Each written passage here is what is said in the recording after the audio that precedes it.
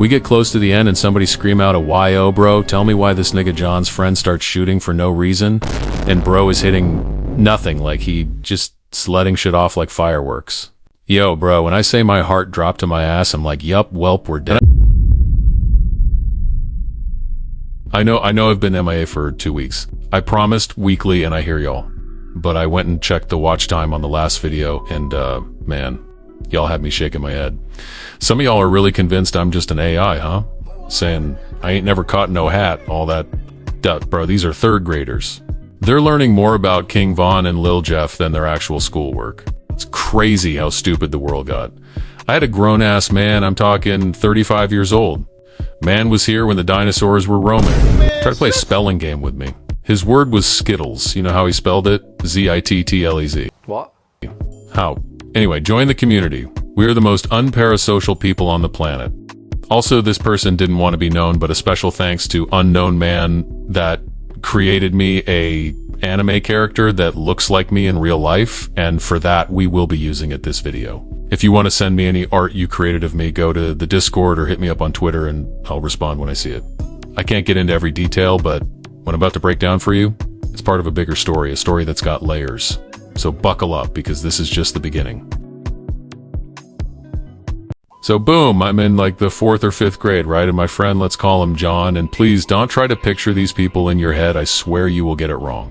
Niggas probably heard John and was like, oh, some pussy white boy, and nigga was the most gangster white boy in the school. May give a story time on how we became friends. Damn, I'm trying to compare what our duo would be like. Fuck it, we were Kobe and Shaq NGL, giving bitches both of the best worlds, getting this vanilla and chocolate. Sorry I got carried away, so school's about to end, and this school's one of them big-ass schools you see in them movies and shit. So I'm downstairs and I can hear John, but I can't see John, and he arguing with some dudes all the way down the hall. I can't really explain it, so pretend where I'm at is the entrance and where the arrow is the ending of that floor, so I'm all the way by the entrance, and I think at the end where John was, those were classes. I guess he was at one of the dudes' classes, and the dude he talking to was a bad motherfucker. I think it was off the simple fact bro was the only one in the school who had a attempted murder charge and a murder charge at the same time at 12 fucking years old. Like, my nigga, why is this King Von maniac here? Like, I was a badass kid, heartless kid, but bro was evil. It's truly levels to this shit if you're asking me, like, how was bro not locked? I don't know, I just know that the charges was true based off many things.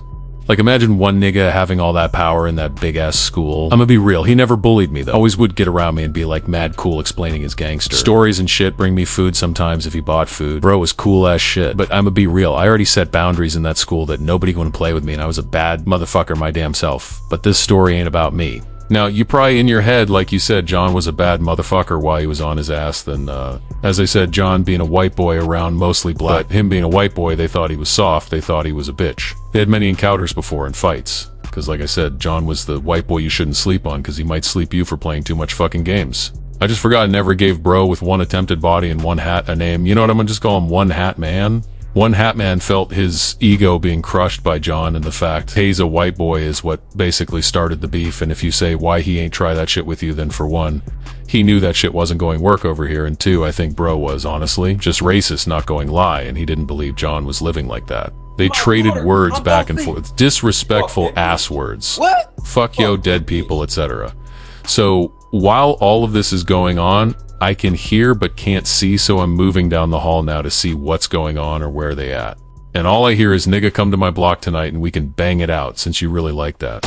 And if you're street smart, I shouldn't have to explain bang it out to you. If you're not, maybe the picture will give you an idea. So now I'm rushing to find bro and can't find bro. Both of them pop out like anime characters. One Hat Man's daps me up and dips, and John comes up to me explaining, and I'm like, bro, I heard everything. You want to stand up for yourself, but you literally just dissed a whole fucking block. Yet a nation, One Hat Man had one body. But nigga, his block was known for literally body bagging people up.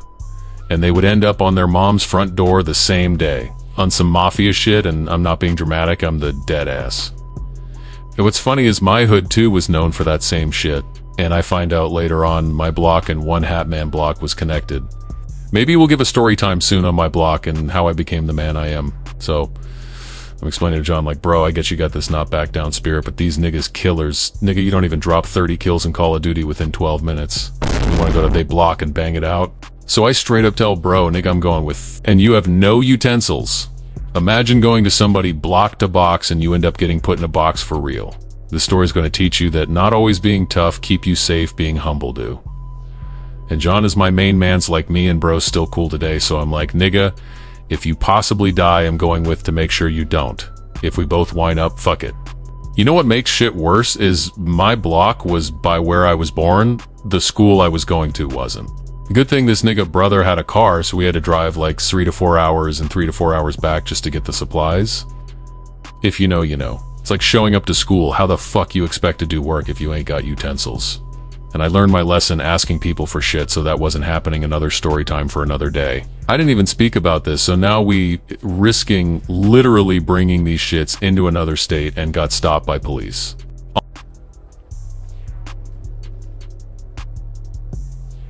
Hey sir, I'm Master Sergeant John with the San Andreas Highway Patrol. The reason why I'm stopping you... Also another story for another day, but obviously we slipped through them. Also pause, because you're probably like, how the fuck does a 11 to 12-year-old? Yay, John's older brother, who was like 20-some at the time, had a car and drove us just in case you're slow. Resume so we get back to John's place. John got some people there, literally the most worst people he invited on a drill. You'll see why. But they had the same fearless hard-ass John, so in John's mind, he probably like they with the shits. Now I'm trying to set the mood like as you were there with us, so it won't be too much jokes here. Because honestly, this shit wasn't funny. So if you bitch-ass scared... So boom, John, get the text from One Hat Man, and he like, I'm on my block right now, I'm a drop Addy, just say you a bitch so we can call it a day. John replied, he'll be there. So currently there's 6 of us, 2 people stay back for whatever reason, so now we get in the V, and when I turn to the driver's side, John, older brother there, so I'm like, oh shit, bro, you coming too? Because, not going lie, John, older brother didn't show the same heart John did, so I just thought he wasn't with it. And he was like, nigga, you crazy, you're my brother friend, and this is my brother. If we wouldn't come back, we did our best. Nigga, that was the most realest shit I ever heard. So now we suited up on our way, driving to that bitch masked up oolot, bumping gangster music. Current song that's playing right now obviously wasn't out, but I'm trying to set the vibe we was on. Pause if you asking why we didn't get stopped out there moving like that. For one, this is a state where cops literally barely was on the streets. They do a few sweeps and you barely see them. Emphas again, probably why there were so many deaths. Yay, those cops need to be studied on their I don't give a fuck levels. And due to the block we were going to, known for being the most dangerous hood in the city, citizens would go up at a certain time to avoid, being robbed or pressed. If they were from a block they had beef with. So it's ghost town outside. We finally get to the block and we can tell shit already in motion or set up. So boom, for whatever reason, we get out the whip now. The way their block is. Once you come in, nigga, the only way you're leaving out is death, because the same entrance you came in is your only exit. Which is why the block was named Deathtrap City, because if yo ass went there trying to get yo point across, you left in a body bag. So now we finally going into this shit, walking in, because even though they got a long ass block, they chill at the end to avoid police, I guess, when they swoop through. Yo, I never wanted to kill somebody more than that day. I still hate that nigga to this day. We get close to the end and somebody scream out a YO, bro. Tell me why this nigga John's friend starts shooting for no reason. And bro is hitting nothing, like he just letting shit off like fireworks. Yo, bro, when I say my heart dropped to my ass, I'm like, yup, welp, we're dead. And I've been in worse situations, like badly worse even, and for some reason this, the first time I actually felt fear due to us now being vulnerable in the middle of nowhere ready. For one, this nigga just gave up our location, and now we've mad far from the entrance and the car's there. I tried to tell niggas bring it in, but niggas was like, no, that would ruin the 48. Yay, next time I'm listening to myself, because when you got a paranoid maniac shooting in the air, the surprise attack been ruined. So, bro is just shooting at buildings, air, random shit, and we didn't want to take the risk of trying to stop him, then it backfires and we get shot somehow after like the 5th, 10th shot. Bro, dumbass panic attack went away and he stopped shooting. This is where the story get juicy and our intelligence wind up getting played on. And I'm thinking all the fucking street smarts I had, and I didn't know they would pull this, but in my head I'm like, they always chill at the end. We get to the end, nobody's there, so John texts him like, you a bitch. Bro, tell me why as soon as he says that, and I'm so deadass on my life, a bullet flies past. I'm like, what the fuck? Bro, these niggas were in front of the entrance we came from on some anime. So supposedly, well, this is my theory I came up with, is obviously they were in the buildings watching our car come in. or somewhere else, basically, still in the view to where they can see everything going on, but we can't see them. Niggas 48'd us. I know some of you on some like this BS ass story, but this 100% real. One day I'll get John to get on here and tell his side if this shit does good. So right now we ducking behind the buildings and the cars. The adrenaline in me was on some like, nah fuck that I didn't come here to die or bitch out. So now I start back. John brother pull up and John, and they start with me at them, and paranoid dummy kid doing all this shooting when we got in. Guess where his bitch ass was at? Behind the building, bruh. You did all this alerting and ammo wasting, and now when the action your here, bitch ass ain't on shit. Why you call your homie? You ducking smoke, I know, bitch. When I see it, I'm telling you. But that was John Mans, and knowing John M like he can't chill around no soft niggas, right? I was fucking wrong. So now this shit looking like a Call of Duty camp-off match. So somebody yells aloud indicating they were struck, so now I'm on some like, should we push up on these niggas, no Fortnite, or stay a distance with the cover? Before I can even choose, I guess, wherever he got hit at was critical because they stopped. Come to find out, it was their OG. In your mind, you probably like rush them niggas.